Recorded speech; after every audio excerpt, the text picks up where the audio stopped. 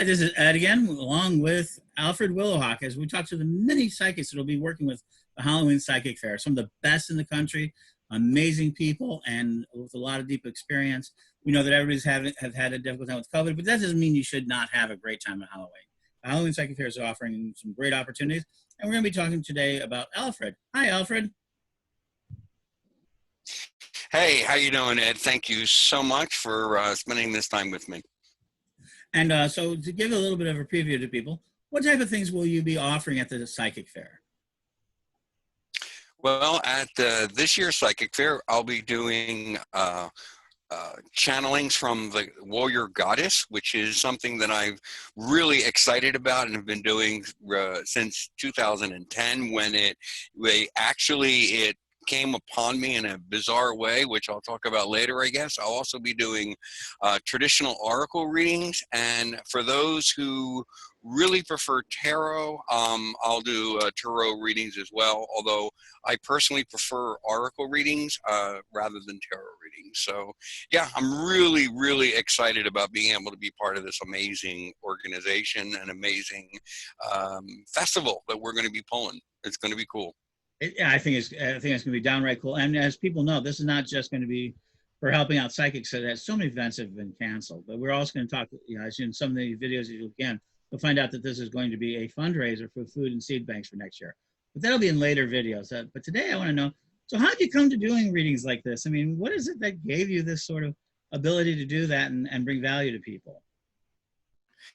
Well, that's a really interesting story, and as many people know, I prefer a good long bardic tale, but in the interest of time, I'll kind of cut it short a little bit. As you know, having been at our facility out here, that I do like to talk. So I started the readings, the idea of channeling came about a really long time ago when, for me, a long time ago, it was about 1998, 1999. And it was actually the first time, and I had walked into a metaphysical store and I saw this deck called The Celtic Book of the Dead by Caitlin and John Matthews. And I'm like, oh, this is kind of cool. I'm a Celt. I deal with Welsh pagan things within my own spirituality, and I have a connection with certain Celtic goddesses and certain Celtic gods. And let me just take a look at this. And as soon as I opened the deck, as soon as I opened it, I bought it. I went home there in southern Maine and opened the book, and then I got this rush of information. And it wasn't information for me, it was information for someone. And I could feel the energy rising, and I could begin to really understand how the threads that connect all of us, and that how we're all interrelated, almost like the fates or like Arian Rod's great wheel, and that there is a way to tap into that, not in a voyeur way, but when people ask questions, when people have needs and desires, and that I had this ability. I'd always helped people, but I'd never used cards to help people. And so that began this long trek. I got some training back in 2000. It took from 2000, really from 2000, 2004, about 4 years of training with some other psychics in Lawrence, Kansas. And all that time, I began to hone my readings. Now, the Warrior Goddess readings, which is what I'm really, really excited about. The Warrior Goddess readings, that specifically comes out of my my one-time radio show called the Warrior Within Release program. And that was on WCAS. It ran for 6 years on that station, and it was really exciting. But that during that time, I began to realize that there was a call from this warrior goddess, and it's not the typical maiden kind of scenario. There's this concept that all goddesses, all energy, there is a warrior energy for all of us, which went really well with my program. And then I created, intuited this particular reading called the the Warrior Goddess reading. And it basically is a reading that tells you what you really need to hear for your own development globally. And it's been incredibly effective for many, many people. And that's kind of how I got into it and why I do the readings that I do. And I probably went off your topic, but you got me excited, Ed. You got me excited. So No, off I went. That's a really good way. And you're an author. I mean, it isn't that you're an author of a number of books, isn't that? That is correct. And some of the books are, I know you have The Millennial Warrior. Is that the title of it? Correct. Butchering it like I've done every other author. Warrior of the Millennium. Yeah, that was close. That was good without any, without any prompting. That was awesome, Ed. Thanks for the plug. It's Warrior of the Millennium is my last full book. I have a book that is being produced for the general public right now called I Am in Control. It is similar to the Warrior of the Millennium, but it is not from a pagan perspective, which is actually related to my dissertation as my psychology dissertation, which is really cool. I also have I Am Healer, Storyteller, Warrior, Priest, learning from Aryan Rod, and Manifesting True Desires, learning from Aryan Rods. And those two books are really interesting because they're the two together. The goddess Aryan Rod, or at least the energy that I call the goddess Aryan Rod, came upon me very early in my psychic career. And it was really her prodding of me that I wrote both of those books. Both of those books were, I consider them almost my magnum opus of a sort from a spiritual perspective. And then because that was 100% channeled from Aryan Rod and related to my Kabbalistic training many, many years ago, back in the 80s, because that book is, the first part of that is Manifesting True Desires, learning from Aryan Rod, and the Tree of Life. And the Tree of Life I'm talking about is the 3/8 Chaim. And I'm really excited, and I'm going to plug it, even though we haven't talked about it. I'm really excited that during this global event of yours, that I'm going to be able to do my Intro to Kabbalah course, because that is specifically related to both the Lurianic Kabbalistic system, the nature of the Tree of Life, and the combination and the connections for personal manifestation and increasing one's personal intuitive skills. So, and then there's shadow relationships and how to avoid them. And yeah, I've got 7 books out there now. And thanks for the plug. You can always find me on alfredwillowhawk.us or Amazon, obviously. Well, I had to sneak that in there, Ed. Had to do it. Absolutely. And I always tell people, please go to the author's main page. It's where they're going to make the most of it. So one of the aspects of this psychic fair is that we're going to be raising money for food banks and seed banks. And you run one of the better, actually, you're a lovely lady, Willow, and you guys run really very big seed banks. Let's talk a little bit about that. I mean, you've been doing that for a while too. And you have a... Yes, that is true. And you have a farm. Yes, we do.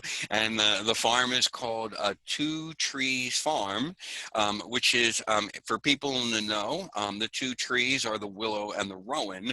And once you meet the 2 lovely, my partner and the other person who is here at the retreat center who helps her run it, and you realize that her name is also a tree, then you'll get the hint. So there's the hint. You can pretend that you're psychic, and when you show up here and say 2 trees, and I'm intuiting that it's, that it's a willow and a rowan tree. And yeah, so there you go. You get to be the phony psychic if you want, or you can just say you heard me say it.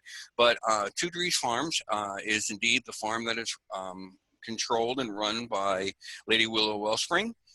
Here at the White Raven Retreat Center. We have been here since 2012.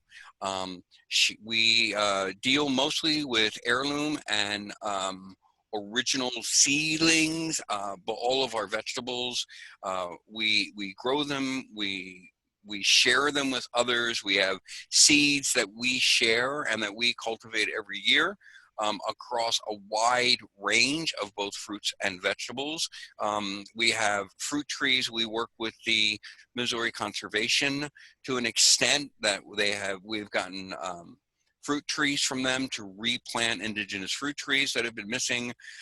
We're on on what we call a very small 4.9 acre plot. But on that plot, we have a large amount. And if anyone had gone to or had seen the hour-and-a-half workshop that Lady Willow did for the Three Gates Gathering in 2020, and also some of her coursework that we're hoping to share as well. She took an extensive walk through our garden, showing our poison herb gardens, our other gardens. We dry herbs for people. People are always shocked at how inexpensive they can really be and how well they can do. The farm works with the local Amish community in order to obtain and to work with meat and flour and milling and things like that. And it is a pretty extensive organization, and it is run for the most part just by two people, and it's quite exciting. They ask me to go out and weed and to mow things, and then Willow will stand in spots and say, oops, sorry about that. Will tell me, no, you can't mow here, mow to the right, move a little more to the left, down this aisle, I'll walk in front of you, do not move on either side, because that's my stuff. So yeah, so that's what we've got, and we're really excited about it, and we're excited about being able to participate in that way as well. And so, as you know, so you're going to see more about the fact that we're doing this to help people who've lost their income in their events, but also that we're going to do and raise money so that in 2021 that we can actually do more for our community and help out food banks during the holiday season and into the new year, and also help community gardens so we can become a more sustainable community. So last piece I've got, and it says, Halloween this year starts out with a full moon and ends with a full moon. That's an amazing thing. And then so I love Halloween. I think it's an amazing time. You get to have a lot of fun and everything else. How about you? The Halloween season. Halloween season, the Samhain season is an amazing time for me. It's my favorite time. Mm-hmm. I already start putting out in September. I'm already out there. Is it Halloween yet? I'm always sending memes to people that are Halloween themed. We're already pulling down our fall Halloweenish kind of stuff. One of the great things about Halloween for me in general is that what we sometimes perceive as the thinning of the veil, or the increases in psychic connection, the swap from Oak King to Holly King, and certain pagan structures, the change in the energy toward a joyfulness in our harvest, and our trepidation for the winter to come. That's all kind of really cool stuff. And then I just love all the paranormal spirit stuff. That's just my thing. I just really like it. And maybe it's because I talk to spirits, but other people say I'm crazy, but oh well, it's my crazy. I'm happy. I love it. Absolutely, and so do we all. And so you can join us all at the Halloween Psychic Fair. If you want to find out more about Alfred, you can go ahead and go to HalloweenPsychics.com and check out his tile, and it has a whole page dedicated to what he's going to do. And you can watch for what we're going to do with that. You can book a reading. You can and we'll be able to have you attend the classes, and we're gonna have a really great time. So thank you, Alfred, for joining us. And let me be the first. Happy Halloween. Well, great. You are the first, and thank you for having me, Ed, and thanks for this opportunity. And happy Halloween to you too, my friend. Absolutely. Take care, everybody. Blessings. HalloweenPsychicFair.com. Check it out today. Book your readings early. The best readers anywhere in the world and from around the world. This has been with Alfred Willowhawk. Check it out. Blessed be.